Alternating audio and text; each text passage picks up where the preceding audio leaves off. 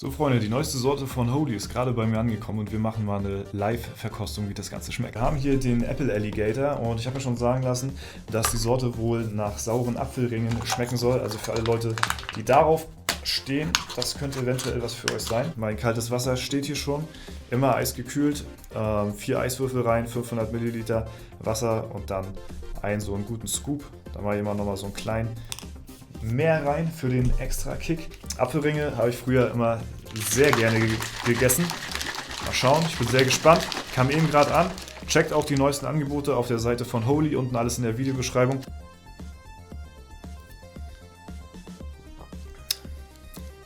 Ja, doch, schmeckt auf jeden Fall sehr cool. Schmeckt wie saurer Apfel, also diese sauren Apfelringe, die man von früher kennt, diese grünen mit diesem weißen Unterrand. Meine Empfehlung geht auf jeden Fall raus für alle Leute, die solche Geschmacksrichtungen mögen. Und ansonsten vergesst nicht beim Kauf sehr gerne den Code DORZA für 10% Rabatt. Ansonsten den Code DORZA für 5 Euro Rabatt, je nachdem, was für euch besser ist.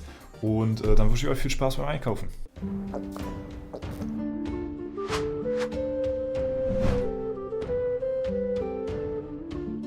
Moin Moin, hallo und herzlich willkommen zu einem neuen Video hier auf meinem Kanal. Und heute gibt es ja eine Runde Shakes and Fidget. Wir befinden uns mal wieder auf dem Beta-Server, der ja im Hintergrund immer noch läuft. Einige haben ihn vielleicht schon vergessen, vielleicht gibt es aber auch Leute von euch, die den aktiv spielen. Denn es gibt ja auch, nachdem der Beta-Server abgeschlossen ist und die zweite Phase des Expeditionsevents durchgelaufen ist, gibt es ja auch eine Belohnung dafür. Es gibt ja für die ersten 3 Gewinner gibt es ja Pilze umsonst, das hatte ich euch ja gezeigt, und eventuell spielt ja der ein oder andere von euch noch auf dem Beta-Server, testet das Ganze oder geht einfach nur für die Belohnungen. Würde mich mal interessieren, wer von euch geht noch für die ersten 3 Plätze, um sich da die gratis Pilze einzuheimsen. Da gibt es vielleicht den einen oder anderen. Es gab jetzt auch mittlerweile eine kleine Levelerhöhung auf dem Server. Und zwar seht ihr ja, ich bin hier noch gerade Stufe 18, aber alle anderen aus der Gilde sind halt schon ziemlich höher. Und hier sieht man das auch ganz gut am Level. Die haben das angehoben. Die haben mir auch, glaube ich, Gold gegeben irgendwie, weil ich hatte nicht so viel auf Stufe 18. Und am 9. August kommt, glaube ich, die zweite Levelerhöhung. Das ist ja deswegen so, weil sich ja gewünscht worden ist. Jetzt kriegt man erstmal hier noch alles freigeschaltet anscheinend. Weil sich ja gewünscht worden ist, dass das Expeditionsevent auch ein bisschen mehr im Late Game getestet wird. 100 Thirst? Alter, das sehe ich aber jetzt hier gerade zum ersten Mal. Was? Das muss aber übelst reinscheppern, oder? Also es wurden ja ein paar Sachen neu gemacht, so, ne? Also ein paar Änderungen zum ersten gab es bereits. Das hatten wir, glaube ich, einmal im Livestream mal angespielt so. Und das sind halt neue Grafiken, neue Animationen, die man so sieht. Die kann ich euch auch gleich mal zeigen. 100! Digga, also das ist schon krass. Es wurden zum Beispiel auch so kleine Sachen revidiert, zum Beispiel, wenn man jetzt hier irgendeine bestimmte Quest annimmt, dass dann die Questgeber häufiger erscheinen. Also wenn man eine Quest hat, dass dann auch die Gegenstände häufiger kommen, sodass quasi das Ganze ein bisschen zuverlässiger ist im Vergleich zur ersten Phase, dass man nicht Gefahr läuft, dass das hier irgendwie so random ist. Ich finde es nach wie vor immer noch sehr fragwürdig. Also die größte Frage, die ich mir stelle beim Expeditionsevent ist, lohnt es sich mehr oder lohnt es sich überhaupt gleichermaßen, das Expeditionsevent zu spielen, oder fahre ich mit meiner normalen Abenteuerlust immer noch besser? So, und ich glaube, dieses Ungewisse, das haben sehr viele Spieler immer noch, und unter anderem, wie gesagt, ich auch. Weil wenn ich jetzt hier so meine normale Alu spiele, dann weiß ich, woran ich bin. Das ist ein zuverlässiges System, und es ist halt auch irgendwo risikogebunden, so ein Stück weit, wenn man das Expeditionsevent nimmt. Guck mal, ich nehme jetzt zum Beispiel hier das machen wir jetzt mal gleich lustigerweise, weil ich sehe das hier gerade zum ersten Mal. Wir nehmen eine Quest an mit 100 Alu. Wir trinken hier einen kompletten Free-to-Play-Tag quasi weg, mit einmal klicken. Das sehe ich gerade das ist krass. Wir gucken aber vorher nochmal ganz kurz in die Ehrenhalle. Das interessiert mich noch, ob hier irgendwelche Leute noch, weiß ich nicht, oder wie die Leute so abschneiden, die gerade auf Platz 1 sind. Hanmas, okay, ist hier die, Gilde. Ja, sagt mir jetzt persönlich nichts. Aber ja, hier sind sogar teilweise schon Leute 500. Wie gesagt, es spielen Leute wahrscheinlich auch so auf Platz 1, dass die ja, am Ende des Servers, des Beta-Servers dann 1, 2 und 3 werden, um halt ja, sozusagen ins Preisgeld zu kommen, so, ne? Und ja, ist interessant. Ein paar Leute spielen hier auf jeden Fall noch. 2400. Ich meine, gut, das war ja eh begrenzt auf 1000 Tickets. Ich weiß gar nicht, warum hier überhaupt so viele drauf sind. Keine Ahnung. Aber das ist so der Stand der Dinge auf dem Beta-Server. Und jetzt bin ich mal gespannt. Wir haben ja noch den Griffin hier am Start, wie das Ganze aussieht, wenn wir jetzt hier eine 100er Alu-Bombe annehmen, ja. Also wie gesagt, nochmal erhöht wird das Ganze am 9. August. Und ja, da kann man dann nochmal ein bisschen mehr drauf eingehen, wie es dann halt wirklich nachher so ist im Late Game, ob sich das dann noch so lohnt, weil den Einblick, lol, einfach mal ihn hier freigeschaltet, so, ne, zwischendurch mal alles andere geskippt, durch halt diesen Levelsprung. Jetzt kommen wir natürlich hier auch easy voran, weil ich habe hier ja auch noch gar nichts gemacht, großartig, ne. Und auf einmal sind wir hier Stufe 268 mit den Statpunkten hier. Wir haben ja wirklich noch 0 geskillt, das ist lustig. Das ist wirklich sehr amüsant auf jeden Fall. Und ja, ich will jetzt aber erstmal gucken, was mir das jetzt bringt hier. Ja? Und ich zeige euch dann auch gleich folgendermaßen die neuen Grafiken und ja, was halt so Neues gibt. Wie gesagt, man sieht ein paar überarbeitete Grafiken. Zum Beispiel, wir hatten das gestreamt, da hatten wir einmal kurz in den Beta-Server reingeschaut, da war auch der Andreas da, der Art Director oder der die Grafiken so erstellt für Shakes and Fidget, der war da im Stream und hatte dann uns auch ein bisschen dabei zugeguckt, wie wir hier spielen. Und man sieht zum Beispiel einen Unterschied zwischen den alten Items, die hier zum Beispiel sind, und den neuen aufgehübschten Items, ne? Da sieht man schon einen grafischen Unterschied auf jeden Fall. Ne? Man sieht hier unten, wir haben hier so eine Lupe, da kann man drauf gehen und man sieht hier halt, was hier so für was bestimmt ist. Und wir haben hier auch nochmal eine Infobox, wo nochmal explizit auf alles eingegangen wird, was für was steht, damit man halt einfach im Spiel selbst auch weiß, was man hier eigentlich macht. So, ne? Ihr seht, das ist riesengroß, ist ja auch sehr umfangreich. Und das hatte ich ja letztes Mal auch mehr oder weniger kritisiert, sag ich mal, beziehungsweise ja, als Verbesserungsvorschlag gegeben, dass man jetzt hier nicht auf eine externe Seite gehen muss, um sich das Tutorial durchzulesen. Das seht ihr ja hier, da kann man immer noch drauf gehen. Dann kommt man dahin, ja quasi auf dieses Wiki und kann sich dann durchlesen, für was halt was zuständig ist und so. Und das geht halt gar nicht, wenn man in einem Spiel selbst auf eine externe Seite hinweisen muss, um da zu erklären, was für was zuständig ist. Das gehört meiner Meinung nach mit ins Game rein als Tutorial so, ne? Genau. Und ja, wir gehen mal einfach los. Wir müssen jetzt natürlich sehr bedacht sein, weil es stehen hier jetzt 100 Alu auf dem Spiel. Das ist sehr viel. Das heißt, wir versuchen natürlich unsere 3 Sterne zu erreichen. Das ist immer das, was wir haben wollen, denn mit 3 Sternen haben wir natürlich auch den maximalen Erfahrungsbonus, den wir hier mitnehmen können. Deswegen gehen wir erstmal auf den Hauptquestgeber hier, ne, dass wir die Quest hier nicht failen, und nehmen mal ihn hier zwischendurch mit. So, dann haben wir ihn schon freigeschaltet. Man sieht, wie gesagt, die alten Grafiken, die noch nicht überarbeitet sind hier, ne, und die neuen, die sind halt deutlich schärfer auf jeden Fall. Ne, und ich denke mal, da wird auch noch ein bisschen was dran gemacht werden. So, da haben wir schon mal unsere Quest erledigt. Und ja, nehmen wir noch ihn hier mit vielleicht. So, jetzt sind wir bei der Hälfte beim Monster. Und ja, wir sehen hier jetzt schon mittlerweile auch die Belohnungen.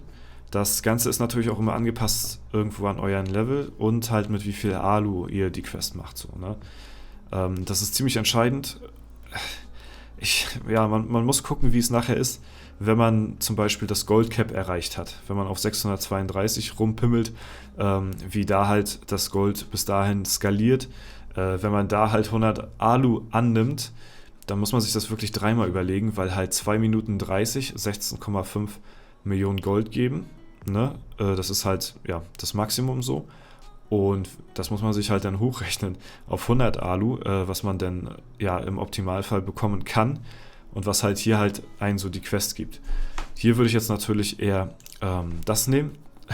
Zum Beispiel das passt hier jetzt ja auch gar nicht, aber das ist halt eben dann wieder auch festungsabhängig, ne? Und dadurch, dass wir die Festung auch noch gar nicht haben, lohnt sich das halt hier halt eben auch nicht so, ne?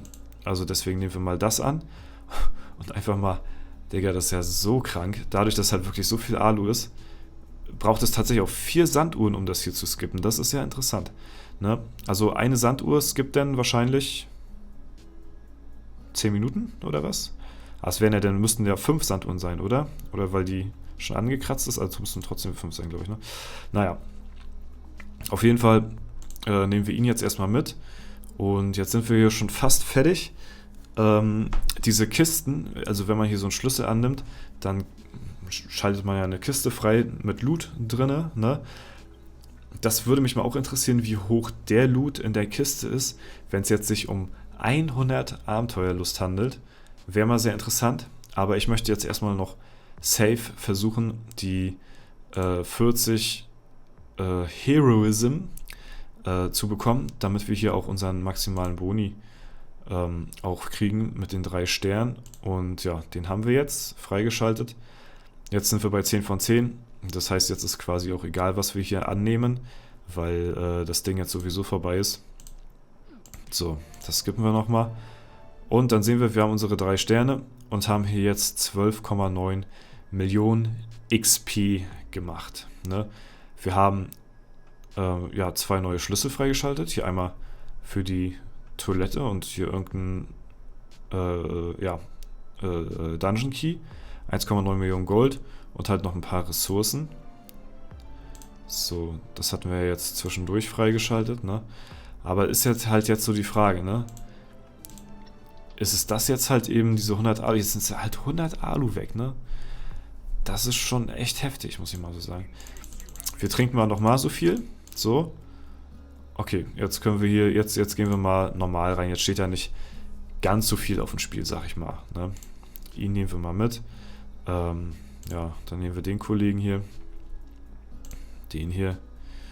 Ja, wir können mal so einen Schlüssel nehmen, spaßenshalber. Okay, den müssen wir auch noch mitnehmen, weil dann gibt das hier wieder mehr Sterne auf jeden Fall. Die Ressourcen schnappen wir uns. Und dann nehmen wir mal ihn hier. Okay, dann haben wir das. Jetzt bin ich mal gespannt. Aber jetzt, ne, okay, das ist halt für 20 Alu, ne, das ist halt jetzt nicht für 100. Deswegen ist es dementsprechend ja auch nicht so sehr viel. Genau, und dadurch, dass wir jetzt halt so einen Schlüssel genommen haben, hätten wir jetzt fast, wir sind auf 42, also wir haben immer noch 3 Sterne, ne? Sobald man 40 hat, hat man 3, aber ja, wir hatten halt jetzt eben einen Schlüssel genommen und einmal den Koffer geöffnet. Das sind 2 Räume, wo uns einfach die Sterne fehlen, um halt eben das Ansehen hier zu farmen. Es ist halt sehr riskant, sag ich mal so, ne? So, weil das, ja, wenn man so eine Kiste öffnet, die Stats sind ja, Alter, dadurch, dass es halt neue Items sind, ne? Das ist echt lustig. Mit den, Alter, das habe ich ja noch nie gesehen hier, ey. Das ist ja echt funny auf jeden Fall. Oha, oha. Ich weiß gar nicht, besiege ich eigentlich die Gegner jetzt? Die dazwischen kommen? 80 Thursday. Boah. Also das ist schon echt heftig, muss ich sagen. Okay, hier können wir den Butler zum Beispiel zusammensammeln. Ich weiß nicht, der ist aber zum Beispiel immer sehr risikobehaftet, weil man halt sehr viele Teile braucht, sehr viele Körperteile, sehr viele Gebeine, um halt den zusammenzusammeln. Und wir brauchen halt auch mindestens 3 Räume für das Toilettenpapier, um die Quest abzuschließen. Deswegen würde ich erstmal ihn hier nehmen und versuchen erstmal safe wieder unsere Quest voll zu machen hier. Ja, hier auch wieder sieht man schön neue Grafiken, alte Grafiken, ne? Da können wir den hier easy mitnehmen. So. Boah. Ja, wir nehmen einfach mal hier das geringste. Wie sieht es hier eigentlich aus? Ja, okay. Die haben ja jetzt auch nicht so die heftigen Stats auf jeden Fall. Deswegen geht es noch klar. Es wäre natürlich bitter, wenn wir hier ich weiß gar nicht, was passiert, wenn wir den Kampf verlieren tatsächlich. So, nehmen wir mal die zweite Rolle mit. Und ja, dann versuchen wir mal noch nebenbei ihn hier voll zu kriegen. Okay, das macht natürlich keinen Sinn. 9. Okay. Jetzt können wir halt gamblen. Kriegen wir nochmal das Pony hier. Wir sind halt jetzt, wir machen mal, ich glaube, wir machen safe die Rolle voll hier. So, da haben wir das schon mal fertig. Und jetzt haben wir 20 Heroism gegained. Das ist natürlich heftig deftig. So, die letzte Etage hat es nichts gebracht. Ich muss auch sagen, vom Gefühl her, hier sieht man auch so neue Animationen, die Sterne flattern so rein und ziehen dann auf die XP. Ich muss sagen, das hatte ich auch im Livestream festgestellt, wo wir den Beta-Server hier mal angetestet haben. Man bekommt deutlich leichter oder man bekommt öfter sehr, sehr viel mehr Sterne als am Anfang. Ich hatte das Maximale, was man ja an Sterne insgesamt bekommen kann, liegt bei, ich glaube, das waren 66, oder? Ich glaube, das waren 66. Ich weiß nicht, ob das hier auch steht irgendwo. Und wir waren schon, ich glaube, bestimmt 3-4 Mal kurz vor der 66. Ich glaube, mein höchstes, was ich da im Stream auch hatte, war ja, 63 auf jeden Fall, 64 glaube ich auch, 65 weiß ich nicht ganz genau, also 66, das höchste hatte ich noch nie, aber ich glaube, wir waren mal eins davor, also 65 oder so. Ja, 66 ist hier das höchste. Das habe ich noch nicht gehabt. Dann hast du alles perfekt, also dann hast du die perfekte Konstellation für den perfekten Run. Ich hatte schon mal 65, glaube ich, im Stream gehittet. Ja, also das ist mir aufgefallen, man bekommt deutlich leichter mehr Sterne oder man kommt leichter ans Maximum sozusagen. Was natürlich ganz geil ist, weil ja, das natürlich dann das Ganze einiges sicher macht, dass man hier auf seine 3 Sterne kommt, um den maximalen XP-Boost quasi noch mitzunehmen. Ne? Ja, wir nehmen wieder ihn an hier. Die nehmen wir auch noch mit. Ja, jetzt wird es halt schon kriminell. Jetzt können wir halt schon eine Quest schon bald zum Beispiel, oder 2 Quests können wir schon mal nicht mehr machen. Ja, das sieht sehr bescheiden aus hier. Das könnte sogar sein, dass... Okay, ne, nochmal Glück gehabt. Wir die Quest nicht schaffen. 52, 62.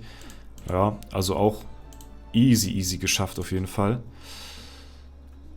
Dann nehmen wir mal die 80 Thirst hier und sammeln das nochmal ein. Ja. Also, wenn man das beides hat hier, das ist halt dem Butler die Sachen einsammelt und hier die Teile für das Pärchen hier. Das geht halt fast gar nicht, weil die beide übelst lange brauchen, bis die zusammengesammelt werden. So, wenn man so einen Kuchen annimmt, dann hat man immer nur eine Entscheidung, je nach Größe des Kuchens auch auf jeden Fall. Ihn können wir mal nebenbei mitnehmen, der gibt auch immer gut Punkte denn hier. Beim nächsten Mal, und hier gehen wir wieder auf die Ressourcen. Jetzt halt eben darauf achten, jetzt stehen halt eben 80 Alu auf dem Spiel. Ne? Also es geht auf jeden Fall schneller. Wenn man jetzt nicht die Zeit hätte, seine Alu normal zu spielen, ist das vielleicht auch eine ganz coole Alternative. Ja, die einen dann auf jeden Fall dabei hilft, die Alu relativ schnell abzufrühstücken, sag ich mal. Und es eventuell auch noch besser ist für einen, als ja, das in der Zeitmaschine zu lassen. So. Aber man muss halt eben auch wirklich versuchen, perfekt zu spielen. Also ich hätte nicht gedacht, dass es jetzt so eine krassen Quest gibt mittlerweile, dass man sich aussuchen kann, dass man hier fast seine komplette Alu aufs Spiel setzt. So. Zu Recht ist, glaube ich, die Community noch ein bisschen verunsichert, was das Ganze hier angeht. Ob sich das lohnt, ob es besser ist, ob es überhaupt gleichwertig ist. Ja, schreibt mir gerne mal eure Meinung dazu in die Kommentare. Würde mich sehr interessieren, was ihr bisher davon haltet. Ne? Ich gucke auf jeden Fall nochmal auf den Beta-Server rein, wenn die nächste Levelerhöhung hier am Start ist. Und ja, dann schauen wir nochmal gemeinsam rein, wie dann so die Belohnungen aussehen. Ich bin mal auch gespannt, um wie viel das auch erhöht wird und so. Und ja, das war es aber erstmal für die Folge soweit. Ich hoffe, es hat euch gefallen. Ich wünsche euch noch einen super schönen Tag. Vielen lieben Dank fürs Zuschauen. Haut rein und bis zum nächsten Mal.